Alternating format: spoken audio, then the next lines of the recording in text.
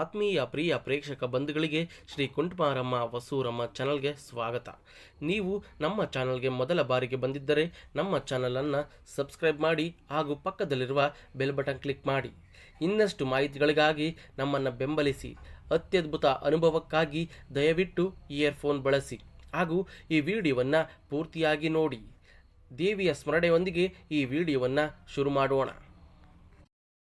ಜೀವನದಲ್ಲಿ ಬರುವ ದೊಡ್ಡ ದೊಡ್ಡ ಕಷ್ಟಗಳಿಗೆ ಪ್ರತಿಯೊಬ್ಬರೂ ಪರಿಹಾರದ ದಾರಿಯನ್ನು ಹುಡುಕುತ್ತಿರುತ್ತಾರೆ.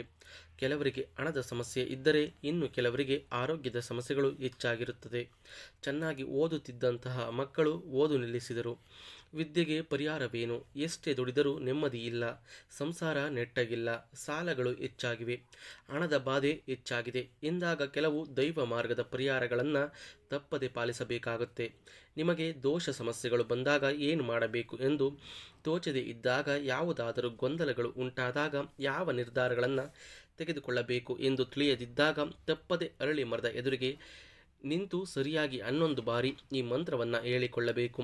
ಅರಳಿ ಮರವು ಸಾಕ್ಷಾತ್ ವಿಷ್ಣು ಹಾಗೂ ಲಕ್ಷ್ಮೀದೇವಿ ನೆಲೆಸಿರುವಂತಹ ದೇವವೃಕ್ಷ ಎಂದು ಹೇಳಲಾಗುತ್ತದೆ. ಇಂತಹ ವೃಕ್ಷಕ್ಕೆ ಪ್ರದಕ್ಷಿಣೆಯನ್ನು ಮಾಡುವುದು ಅಥವಾ ಮರದ ಕೆಳಗೆ ದೀಪಾರಾಧನೆ ಮಾಡುವುದು, ಇದರಿಂದ ತುಂಬ ಪುಣ್ಯ ಫಲಗಳು ಸಿಗುತ್ತವೆ.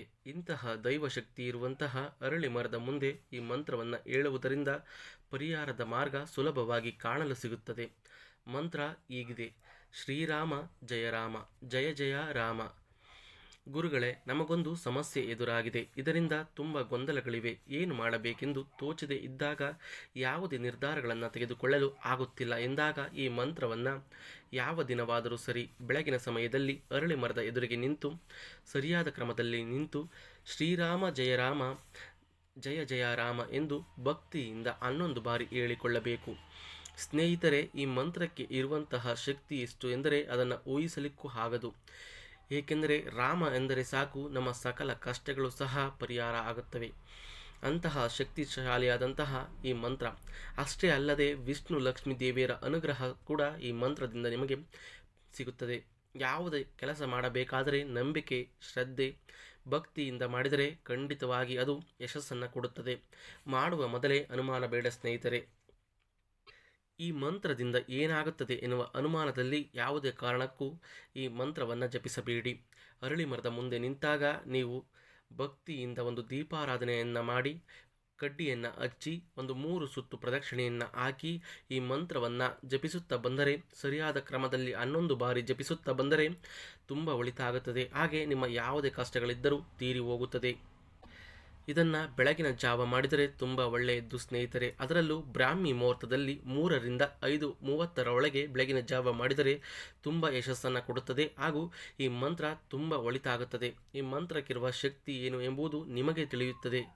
ಯಾವುದೇ ಮಂತ್ರಗಳಾಗಲಿ ಅದಕ್ಕೆ ಅದರದ್ದೇ ಆದ ಶಕ್ತಿ ಇರುತ್ತದೆ. ಅನುಮಾನದಿಂದ ಯಾವುದೇ ಕೆಲಸಗಳನ್ನು ಮಾಡಲಿಕ್ಕೆ ಹೋಗಬೇಡಿ ಸ್ನೇಹಿತರೆ. ಈ ಮಂತ್ರದ ಶಕ್ತಿಯಿಂದ ಸಾಕ್ಷಾತ್ ವಿಷ್ಣು ಲಕ್ಷ್ಮೀ ದೇವರ ಅನುಗ್ರಹದಿಂದ ನಿಮಗೆ ಬಂದಿರುವ ಕಷ್ಟಗಳಿಂದ ಮುಕ್ತಿಯನ್ನು ಹೊಂದಲು ದಾರಿ ಎನ್ನುವುದು ಕಾಣಿಸುತ್ತದೆ. ದಾರದ ಉಂಡೆಯ ಹಾಗೆ ಸಿಕ್ಕಿಕೊಂಡಿರುವ ಸಮಸ್ಯೆಗಳಿಂದ ಹೊರಬರಲು ಮಾರ್ಗವು ಕಾಣಿಸುತ್ತದೆ. ಉದಾಹರಣೆಗೆ, ಯಾವುದೋ ಒಂದು ದೊಡ್ಡ ಹಣದ ಅಭಾವ ಅಥವಾ ಕಮಿಟ್ಮೆಂಟ್ಗಳು ಬಂದಾಗ ಈ ಮಂತ್ರವನ್ನು ಹೇಳಿಕೊಂಡರೆ ಹಣ ನೀಡುವಂತಹ ವ್ಯಕ್ತಿಯಿಂದ ಸಹಾಯ ಆಗುವುದು ಅಥವಾ ಹಣದ ಸಮಸ್ಯೆಗೆ ಸೂಕ್ತ ಪರಿಹಾರ ದೊರೆಯುವುದು, ಹೀಗೆ ಒಂದಲ್ಲ ಒಂದು ರೀತಿ ಪರಿಹಾರ ಎನ್ನುವುದು ಪ್ರಾಪ್ತಿಯಾಗುತ್ತದೆ. ಇದ್ದಕ್ಕಿದ್ದಂತೆ ವ್ಯಾಪಾರ ನಷ್ಟ, ವಿದ್ಯೆಯಲ್ಲಿ ನಿರಾಸಕ್ತಿ, ಸಂಸಾರದಲ್ಲಿ ಬೇಸರ, ಆರೋಗ್ಯ ಸಮಸ್ಯೆ, ಇಂತಹ ಎಲ್ಲ ಸಮಸ್ಯೆಗಳಿಗೂ ವಿಶೇಷ ಫಲವನ್ನು ನೀಡುವಂತಹ ಒಳ್ಳೆಯ ಪರಿಹಾರ ಎಂದು ಹೇಳಬಹುದು. ಇನ್ನು ಎರಡನೆಯದಾಗಿ, ತೆಂಗಿನಕಾಯಿಯಿಂದ ಯಾವ ಕೆಲಸವನ್ನು ಮಾಡಿದರೆ ನೀವು ಅಂದುಕೊಂಡಂತಹ ಕೆಲಸ 100% ಸಕ್ಸಸ್ ಆಗುತ್ತೆ, ಕಾರ್ಯ ಜಯ ಉಂಟಾಗಿ ಜನಾಕರ್ಷಣೆ ಧನಾಕರ್ಷಣೆ ಆಗುತ್ತೆ. ಯಾವಾಗಲಾದರೂ ಸರಿ ನಾವು ಮುಖ್ಯವಾದಂತಹ ಕೆಲಸಕ್ಕೆ ಹೊರಡಬೇಕಾದರೆ ಆ ಕೆಲಸ 100% ಸಕ್ಸಸ್ ಆಗಬೇಕು, ಆ ಕೆಲಸ ತುಂಬ ಮುಖ್ಯವಾದದ್ದು ಎಂದಾಗ ತೆಂಗಿನಕಾಯಿಯನ್ನು ನಿಮ್ಮ ಕೈಯಲ್ಲಿ ಹಿಡಿದು ಮನೆಯ ಹೊರಗಡೆ ಹೊಸ್ತಿಲ ಬಳಿ ನಿಂತು ಈ ಒಂದು ಮಂತ್ರವನ್ನು ಹೇಳಿಕೊಳ್ಳಬೇಕು. ಈ ಕೆಲಸವನ್ನು ನೀವು ಮಾಡಿದ್ದೇ ಆದಲ್ಲಿ ನೀವು ಯಾವುದೇ ಕೆಲಸಕ್ಕೆ ಹೊರಟರೂ ಜಯ ಎನ್ನುವುದು ನಿಮ್ಮದಾಗುತ್ತೆ ಸ್ನೇಹಿತರೆ. ಈ ಒಂದೇ ಒಂದು ಮಂತ್ರದಿಂದ ನಾನು ಈಗ ತಿಳಿಸಿಕೊಡುವ ಹಾಗೆ ಒಂದು ತೆಂಗಿನಕಾಯಿಯನ್ನು ತೆಗೆದುಕೊಂಡು ನಿಮ್ಮ ಹೊಸ್ತಿಲ ಬಳಿ ನಿಂತು ಈ ಮಂತ್ರವನ್ನು ಜಪಿಸಿ ಇದನ್ನು ಏನು ಮಾಡಬೇಕು ಎಂದು ತಿಳಿಸಿಕೊಡುತ್ತೇನೆ. ಆ ರೀತಿ ಮಾಡಿದರೆ ಖಂಡಿತ ನೀವು ಹೋದ ಕೆಲಸ ರಿಸಲ್ಟ್ ಕಾಣುತ್ತೀರಾ. ನಿಮ್ಮ ಬಲಗೈನಲ್ಲಿ ತೆಂಗಿನಕಾಯಿಯನ್ನು ಹಿಡಿದು ಶ್ರೀ ಹನುಮತೇ ನಮಃ ಎಂಬ ಮಂತ್ರವನ್ನು 11 ಬಾರಿ ಹೇಳಿಕೊಳ್ಳಬೇಕು. ನಂತರ ಬಾಗಿಲಿಗೆ ಸಮೀಪವಾಗಿ ತೆಂಗಿನಕಾಯಿಯನ್ನು ಒಡೆದು ತೆಂಗಿನ ನೀರನ್ನು ನಿಮ್ಮ ತಲೆಯ ಮೇಲೆ ಸ್ವಲ್ಪ ಪ್ರೋಕ್ಷಣೆ ಮಾಡಿಕೊಳ್ಳಬೇಕು ಮತ್ತು ಮನೆಯ ಸದಸ್ಯರ ಮೇಲೆ ಪ್ರೋಕ್ಷಿಸಿ. ತದನಂತರ ಅದನ್ನು ಸ್ವಲ್ಪ ತಿಂದು ಸುತ್ತಮುತ್ತ ಯಾರಾದರೂ ಇದ್ದರೆ ಅವರಿಗೂ ಕೂಡ ತಿನ್ನಲು ಕೊಡಬೇಕು. ತದನಂತರ ನಿಮ್ಮ ಕೆಲಸಕ್ಕೆ ನೀವು ತೆರಳಬೇಕಾಗುತ್ತೆ. ಹೀಗೆ ಮಾಡಿ ನೀವು ನಿಮ್ಮ ಕೆಲಸಕ್ಕೆ ಹೋಗಿದ್ದೇ ಆದಲ್ಲಿ ನೀವು ಅಂದುಕೊಂಡಂತಹ ಯಾವುದೇ ದೊಡ್ಡ ದೊಡ್ಡ ಕೆಲಸಗಳು ಇದ್ದರೂ, ಯಾವುದು ವ್ಯಾಪಾರದ ಮಾತುಕತೆ ಇದ್ದರೂ ನೀವು ಅಂದುಕೊಂಡಂತೆ ಆ ಕೆಲಸ ಸಕ್ಸಸ್ ಆಗುತ್ತದೆ. ಜಯದ ಜೊತೆಗೆ ಮನೆಗೆ ಮರಳುತ್ತೀರಾ. ತೆಂಗಿನಕಾಯಿಗೆ ಸಂಬಂಧಿಸಿದ ಅದ್ಭುತ ಪರಿಹಾರವಿದು. ಹನುಮಂತನ ವಿಶೇಷ ಅನುಗ್ರಹ ಪ್ರಾಪ್ತಿಯಾಗುತ್ತದೆ. ನಿಮ್ಮ ಕೆಲಸಕ್ಕೆ ಇದ್ದಂತಹ ಅಡೆತಡೆಗಳು ದೂರವಾಗುತ್ತದೆ ಮತ್ತು ನಿಮಗೆ ಆ ಕೆಲಸಗಳಲ್ಲಿ ಯಶಸ್ಸು ಕಟ್ಟಿಟ್ಟ ಬುತ್ತಿ ಎಂದು ಹೇಳಬಹುದು. ಇನ್ನು ಕೆಲವರಿಗೆ ಯಾವ ಕೆಲಸಕ್ಕೆ ಕೈ ಹಾಕಿದರೂ ನಷ್ಟ ಆಗುತ್ತಿರುತ್ತದೆ. ಯಾವುದೇ ಕೆಲಸ ಮಾಡಿದರೂ ಕೈಗೂಡದೆ ನಷ್ಟ ಆಗುವುದು. ಇಂತಹ ಯಾವುದೇ ತೊಂದರೆ ಇದ್ದರೂ ಕೂಡ ನೀವು ಇಂತಹ ತೆಂಗಿನಕಾಯಿಯ ಉಪಯೋಗವನ್ನು ಮಾಡಿಕೊಳ್ಳಬಹುದು. ಇದರಿಂದ ಉತ್ತಮ ಪರಿಹಾರ ದೊರಕುತ್ತದೆ. ನೋಡಿದಿರಲ್ಲ ಸ್ನೇಹಿತರೆ, ನಿಮ್ಮ ಸಮಸ್ಯೆಗಳಿಗೆ ಒಳ್ಳೆ ಪರಿಹಾರಗಳನ್ನು ತಿಳಿಸಿಕೊಟ್ಟಿದ್ದೀನಿ. ಈ ಪರಿಹಾರಗಳನ್ನು ಒಂದು ಸಾರಿ ಟ್ರೈ ಮಾಡಿ ನೋಡಿ. ನಿಮಗೆ ಇದರ ರಿಸಲ್ಟ್ ಅನ್ನೋದು ಕಾಣುತ್ತದೆ. ಯಾವುದೇ ಮಂತ್ರವಾಗಲಿ ಅಥವಾ ಯಾವುದೇ ಪರಿಹಾರವನ್ನು ತಿಳಿಸಿದಾಗ ಅನುಮಾನದಲ್ಲಿ ಯಾವುದೇ ಕೆಲಸವನ್ನು ಮಾಡಲಿಕ್ಕೆ ಹೋಗಬೇಡಿ.